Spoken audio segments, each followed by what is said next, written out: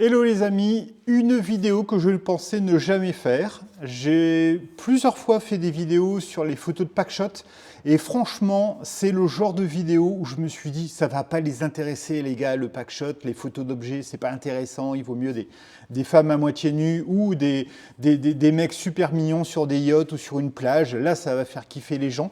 Et comme c'est mon quotidien et que le but de la chaîne, c'est de vous montrer le vrai travail du photographe en action avec de vrais clients, je me suis dit, mais moi, mon quotidien, c'est en grande partie faire des photos d'objets. Et c'est une partie qui est quand même assez importante pour beaucoup de photographes.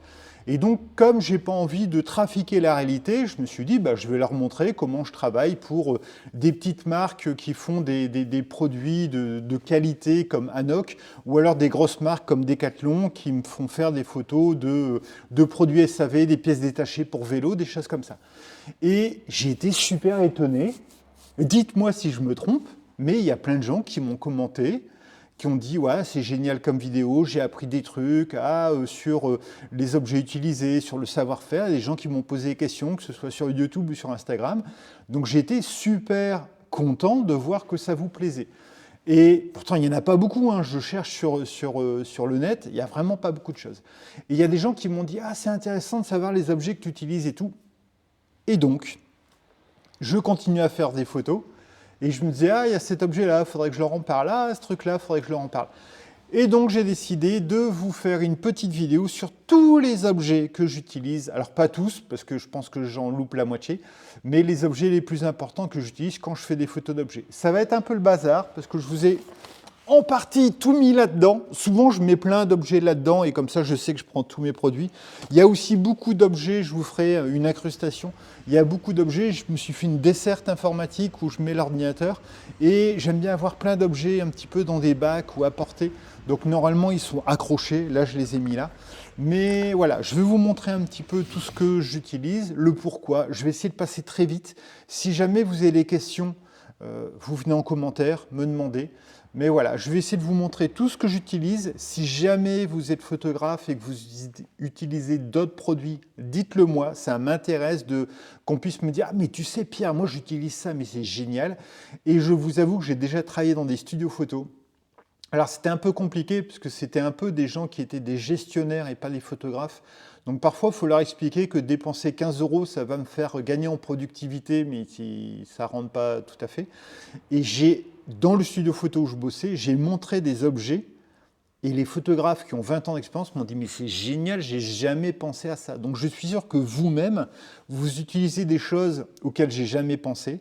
Même si j'aime bien, comme j'ai été longtemps assistant, j'aime bien trouver les petites astuces, les petits trucs pour travailler plus facilement. Donc n'hésitez pas à me dire en commentaire ce que vous utilisez. Alors c'est parti, ça va être un peu en vrac, hein. Parmi les objets que j'utilise, le fil de pêche. Alors j'ai deux types de fil de pêche. Ça c'est un super fil de pêche pour des gros poissons. Des très très gros poissons. Quand je suis allé à Decathlon, je voulais vraiment un fil de pêche costaud et le vendeur m'a dit c'est pourquoi comme type de poisson. Je dis c'est pour des vélos et le gars il n'a pas compris. En fait à une époque je voulais pas utiliser un trépied pour faire tenir un vélo et en fait moi j'accrochais le fil de pêche au niveau du cadre et je faisais tenir le vélo un tout petit peu en déséquilibre, donc il était légèrement incliné.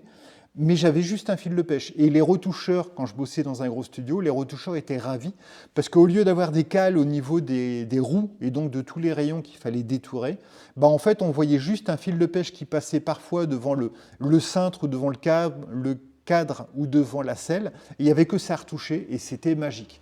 Donc, un gros fil de pêche, ça me sert souvent pour faire tenir plein d'objets et je ne sais pas si je l'ai là. Oui, je l'ai là. Un fil de pêche super fin. Alors là, le fil de pêche super fin, l'avantage c'est que très souvent il est tellement fin, vous n'avez même pas besoin de le détourer. Donc ça c'est pratique. Encore une fois, c'est un investissement qui est de zéro parce que ça, franchement, ce fil de pêche, je ne connais pas la longueur, je pourrais vous le mettre en descriptif. Donc c'est du 0,80 mm, donc c'est un truc assez costaud. Il y a 1000 mètres. Et je dois l'utiliser depuis au moins 10 ans et il est loin d'être fini. Donc, fil de pêche, super important pour faire tenir les objets. Je vous ai parlé dans une précédente vidéo de chaussures avec des lacets que je faisais tenir. Voilà, c'est avec le fil de pêche fin. Au niveau des les must-have, les trucs vraiment, vous voyez, je ne suis pas un bon, je suis pas un bon créateur de contenu parce que normalement je devrais vous dire, alors parmi tous les produits de la fin sont les meilleurs. Et je me dis toujours, mais il est con lui, pourquoi, enfin, il est bip, pourquoi est-ce qu'il ne nous montre pas les meilleurs produits au départ? En fait, c'est pour faire rester jusqu'à la fin, mais bon, bref. À la fin, il y aura aussi des produits bien, mais ceux-là, ils sont top. J'ai nommé le laser. Le laser, il est génial parce que je ne m'en sers pas du tout pour le niveau. Il a allumé. Je ne m'en sers pas du tout pour le niveau. Ce laser, il me sert énormément. Une fois que j'ai tracé un trait et un axe, une fois que mon produit doit avoir un certain axe, avant, ce que je faisais, c'est que je faisais un petit trait au crayon de bois, au crayon gris, au crayon à mine, ou je ne sais plus comment on dit dans votre région. Et donc, à chaque fois, je positionnais mon produit, je le shootais, je l'enlevais, je prenais un autre produit identique et je lui faisais suivre la ligne. Le problème, c'est que parfois, la ligne, soit vous l'avez dans le champ, soit une fois que vous avez fini vos 6-7 produits et que vous voulez changer d'orientation, le produit, le trait, il est là, donc il faut l'effacer. Là, l'avantage, c'est qu'une fois que j'ai la bonne orientation, mon laser, je le mets hors champ, je l'allume et ça me fait une trace rouge au sol. Que ce soit pour un petit produit ou pour un vélo, j'ai ma trace rouge au sol. Ça me permet de shooter. Ensuite, j'enlève le produit, j'en remets un nouveau. Voilà, ça vous fait gagner un temps de dingue. La même chose que ça, qui vous fait gagner un temps de dingue, c'est ça. Très souvent, photo d'objet, on doit travailler avec des angles précis. Quand j'étais assistant, on était parti à Palm Springs avec un photographe, Fabrice Gallet, pour Decathlon. Et je discutais avec la cliente. Et elle me disait, ah oui, je travaille dans tel type de studio et tout. Elle dit, mais j'aime pas les gros studios et tout. Je lui dis, pourquoi? C'est toujours intéressant de savoir, sans avoir des noms, mais savoir pourquoi les clients aiment ou n'aiment pas certaines personnes ou certains comportements. On en apprend beaucoup. Et je lui dis, pourquoi tu n'aimes pas? Elle dit, ce qui m'énerve dans les gros studios, c'est que ce n'est pas toujours le même photographe qui fait mes photos. Et elle faisait faire des photos de lunettes pour Decathlon, des lunettes de sport. Et elle dit, tu sais, parfois, le positionnement de la lunette, au lieu d'être comme ça, c'est comme ça, et c'est comme ça. Et sur le principe, c'est pas gênant. Sauf que quand vous avez la home page et que vous faites défiler tous les modèles, ça fait tac, tac, tac, tac, tac, tac, tac. C'est pas très beau. Et elle dit, j'aimerais bien que les gens ils aient un angle bien précis. Souvent, ce qu'on fait, c'est que soit le photographe le fait au feeling, soit il le fait avec, par exemple, sur Capture One, on a une image qu'on peut incruster, qu'on peut estomper et donc on peut voir l'orientation. Il y a des photographes, je ne voulais pas présenter ici, non, il n'est pas là, c'est pas grave sur le principe.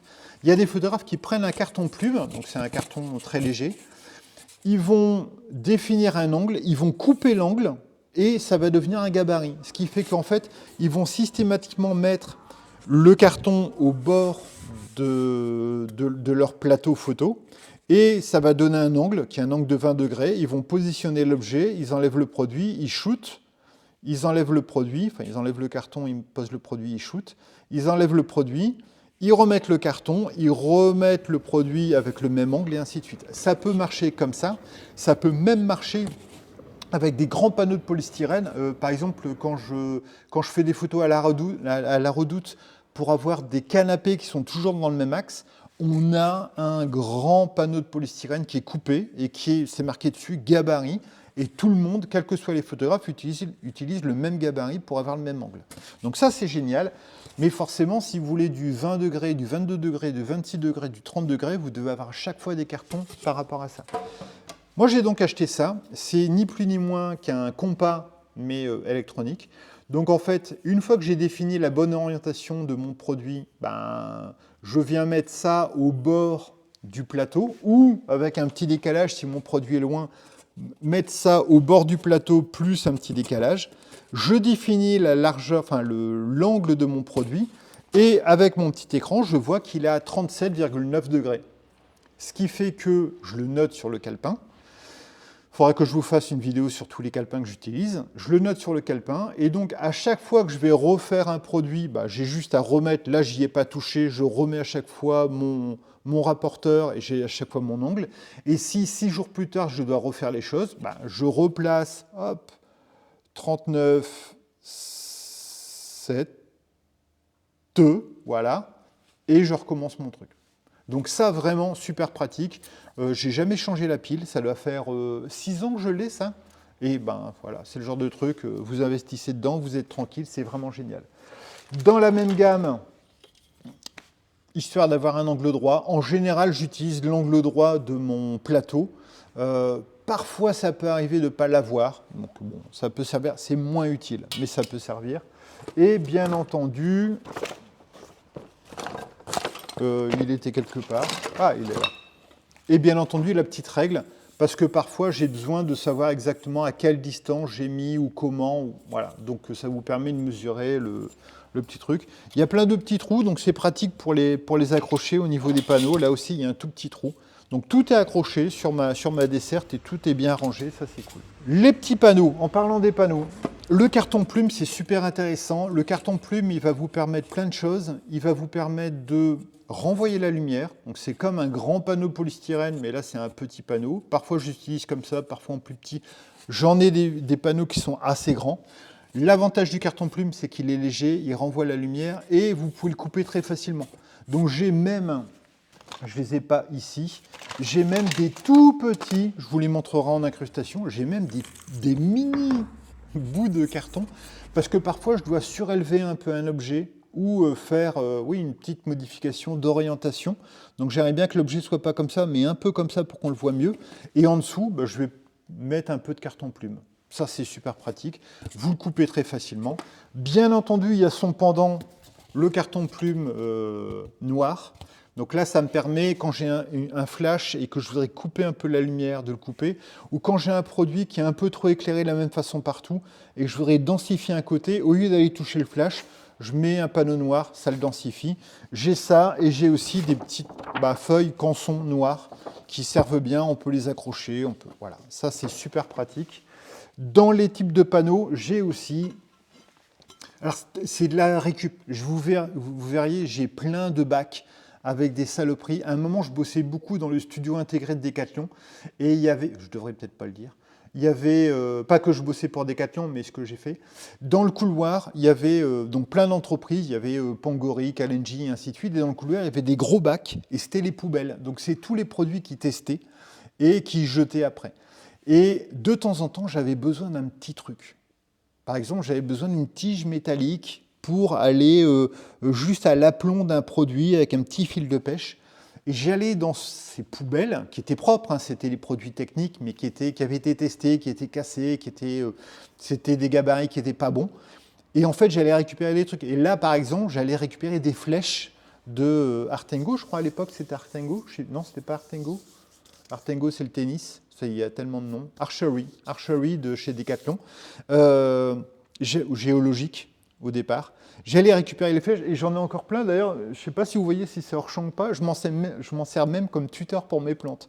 Donc j'avais plein de flèches et c'est super pratique parce que c'est léger, c'est costaud. J'ai récupéré plein de boules de pétanque. Les boules de pétanque maintenant, c'est mes supports, mes gueuses. Au lieu de mettre du sable, je mets des boules de pétanque. Donc voilà, il y a plein de bordel. Parmi tout le bordel, j'ai ça par exemple. C'est... je ne sais même pas où je l'ai récupéré. C'est une plaque de verre, mais costaud.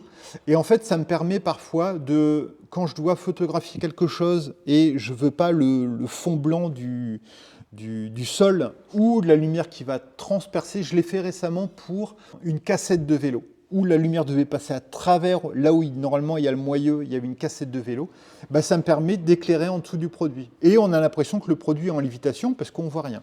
Donc ça, j'ai une petite surface. Si j'ai besoin d'une plus grosse surface, j'ai bien entendu mon plexi. Donc les gros plexiglas. L'inconvénient du plexi, c'est que vous voyez, il est un peu souple. Donc parfois, quand j'ai un truc lourd, il a tendance à gondoler. Donc il faut faire avec. Et j'ai les petits trucs. J'ai une boîte avec plein de petits trucs plastiques où parfois j'ai besoin de gagner une petite épaisseur, parfois c'est pour de la transparence. J'ai ça qui est cassé mais ça me sert bien. Parfois je veux juste positionner quelque chose en hauteur et le photographier en hauteur et juste aller détourer ça ou c'est translucide, ça ne se voit pas. Donc très pratique. Un petit cube que j'utilise. Alors ça je pense que c'est une boîte à bijoux ou je ne sais plus quoi, je l'ai eu chez Rétif. J'ai scotché une petite, je ne sais pas comment ça s'appelle, une tige métallique pour le bricolage. Et en fait, j'avais un produit à faire tenir debout. Et en fait, j'en ai un autre, j'en ai plein d'autres en fait. J'ai ça par exemple, mais là il était trop long, trop grand, donc j'ai plutôt utilisé ce petit truc. Donc la transparence, mais parfois je m'en sers pour autre chose. Donc là c'était pour appuyer un produit, mais il ne devait pas être trop haut. Donc ça c'est pratique. Parmi les petits supports, vous voyez ça c'est encore pareil. Ça c'est encore du petit carton plume. Je n'ai pas tout dedans, hein. Bien entendu pour le carton plume, il y a une chose qu'il vous faut, le cutter. Alors, il y a plein d'objets de base. Par contre, en plus du cutter, moi, j'utilise parfois un scalpel ou un bistouri ou un cutter de dessinateur, je ne sais pas comment on appelle ça, qui permet vraiment d'aller couper très finement. Donc ça, c'est pratique.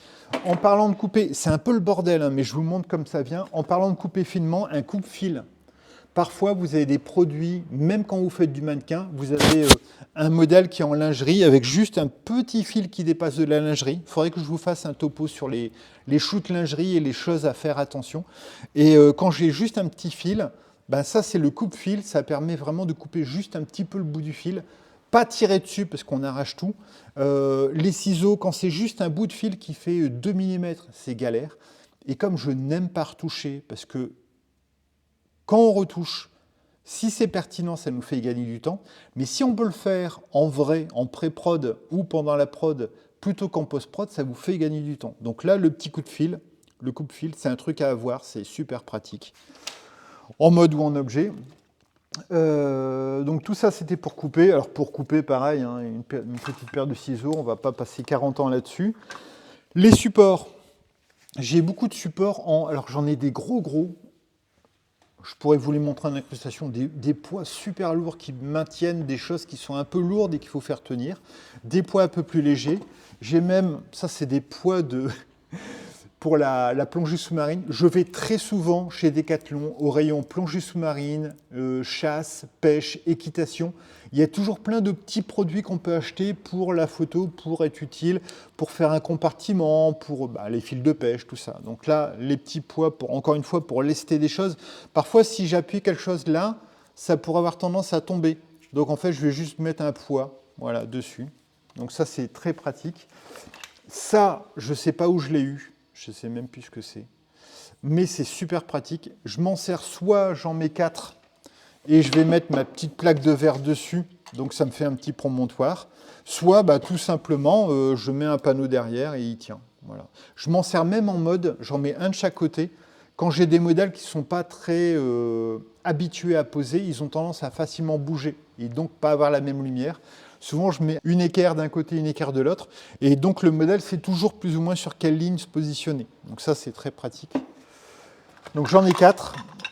Hop, 4. Oh, si, c'était là. Voilà, je vous les avais sortis quand même. Hop, j'ai tout renversé. Je ne vous remercie pas. Donc voilà, ça, c'est typiquement le petit réceptacle avec tous les petits bouts de carton plume. Parfois, je dois en accumuler 3-4. J'en profite pour vous montrer le must-have. C'est pas un chewing-gum, c'est de la pâte à fixe. Alors ça, pâte à fixe, c'est génial parce que, vous voyez, par exemple, ici, si j'ai un produit, j'ai pas un produit qui irait... on imagine que j'ai un produit comme ça que je dois faire tenir, et en fait, il a tendance toujours à tomber. Et je veux pas non plus le mettre comme ça pour pas changer la perspective. Qu'est-ce que je fais? Je vais prendre un tout petit bout de pâte à fixe, vraiment un truc minuscule. Je vais le mettre là. Hop, voilà. Et ensuite, je vais venir appuyer un peu sur mon produit. Et comme ça, je sais qu'il ne va pas tomber, il tient. Et après, je l'enlève. Hop, je l'enlève et c'est bon, c'est propre. D'ailleurs, j'ai énormément de pâte à fixe que je n'ai pas enlevé et qui ont été renvoyées chez le client. Donc, il faudrait que j'en rachète. Mais la pâte à fixe, c'est super pratique. C'est ce que j'adore avec la photo. C'est que vous pouvez travailler avec 20 000 € de matériel et fignoler votre photo avec de la pâte à fixe et un peu de fil de pêche. Donc, il y a de la débrouillardise et en même temps, il y a du gros matos, il y a de la précision, il y a une sensibilité artistique. Pour nettoyer, la petite soufflette. La poussière, c'est l'horreur en photo d'objet. Donc la petite soufflette comme ça, juste pour nettoyer. J'ai aussi normalement un petit pinceau pour nettoyer. J'ai le petit souffleur. Alors il fait souffleur et aspirateur. Je vous mettrai les références en lien. C'est super pratique. Je mets un petit coup de soufflage pour enlever les poussières. Je shoote. Il y a ça. Et j'ai aussi ça, bien sûr, pour enlever aussi les... Alors, soit pour du mannequin, un mannequin, mais même sur des produits où je vais faire une photo de produit, j'utilise soit ça, soit du scotch. Donc, un Chatterton classique, le scotch, c'est top. Les petits gants, alors soit des gants comme ça, soit des gants en coton. Les gants en coton, j'aime de moins en moins parce que parfois ça laisse des imperfections. Mais quand c'est des produits sur lesquels que vous allez toucher, vous allez voir les empreintes. Ça a l'air bête, hein, mais je vous assure que quand on shoot, plein de fois, je dis mince Pierre, tu aurais dû mettre des gants parce que j'ai l'impression d'avoir les mains propres et en fait je vois mes empreintes quand je fais des photos de détail. Donc plein de petits gants. Le scotch, la gomme. Là, une toute petite loupe, qui est normalement une loupe coupe-fil dans le temps pour les gens qui faisaient de l'argentique, quand j'en faisais. Des pinces à linge, tout ça, je ne le compte pas. Ça, des petits cotons-tiges, parce que parfois, on doit juste nettoyer un tout petit truc. Donc, avec un petit peu d'eau ou de l'alcool, on vient nettoyer ou on vient enlever une poussière. Donc, on mouille un peu, on touche à peine la poussière et pouf, elle est prise, donc ça c'est pratique. Encore, alors ça c'est un super support, c'est pareil, hein, c'est un poids. Ça c'est même comme poids, c'est la tête d'un marteau, donc qui était cassée. Je me suis dit, ah c'est bien, c'est lourd, c'est petit, c'est dense, super. Et une équerre de travaux, quoi. Donc ça me permet de faire tenir des choses. À chaque fois, vous voyez, avec des tailles différentes. Des tailles différentes en fonction du produit qui convient le mieux. Ça...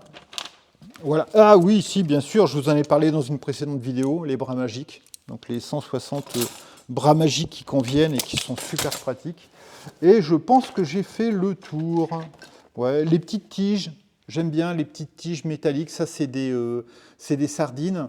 Non, c'est pas des sardines. Ça, c'est des tiges pour faire tenir les panneaux de polystyrène. Mais que ce soit ça ou une sardine ou des longues tiges fines, c'est pratique, pareil, soit pour... j'enfonce dans un produit pour le faire tenir, ou j'ai un petit truc qui m'embête et je viens délicatement l'enlever. Voilà, écoutez, j'espère que ça vous a plu, j'ai fait le tour, vous avez vu qu'il y a plein de petits trucs un peu à la MacGyver pour les anciens, qui sont très pratiques. N'hésitez pas à me dire en commentaire s'il y a un truc que vous vous êtes dit, mais c'est vrai, pourquoi je ne l'utilise pas, c'est trop pratique. N'hésitez pas surtout à me dire si vous utilisez, vous, en tant que photographe d'objets, des choses... vous dites, mais Pierre, pourquoi tu n'as pas ça? Moi, je trouve ça super pratique parce que je vous avoue que la chaîne, je la fais aussi pour moi, pour avoir vos retours et pour communiquer.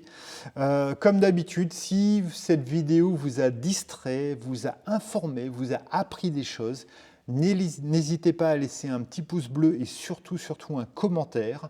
J'essaie de répondre à tout le monde. Profitez-en, tant que la chaîne n'a pas atteint les 800 000 abonnés, je peux encore répondre à tout le monde. Donc voilà, n'hésitez pas et n'hésitez pas à me donner des sources d'inspiration pour les prochaines vidéos. On se revoit très bientôt. Salut!